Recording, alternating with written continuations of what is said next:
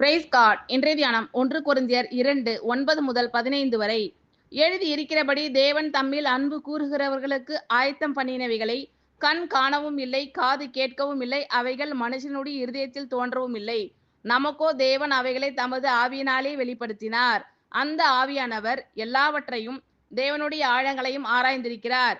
மனுஷனில் உள்ள ஆவியே அன்றி மனுஷரில் எவன் மனுஷனுக்குரியவைகளை அறிவான்?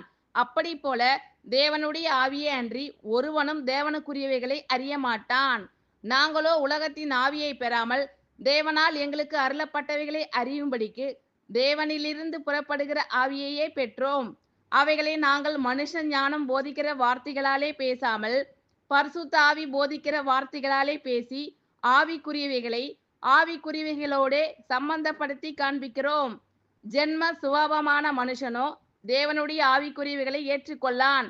அவைகள் அவனுக்கு பைத்தியமாக தோன்றும். அவைகள் ஆவிக்கேற்ற பிரகாரமாய் ஆராய்ந்து நிதானிக்கப்படுகிறவைகள் ஆனதால் அவைகளை அறியவும் மாட்டான்.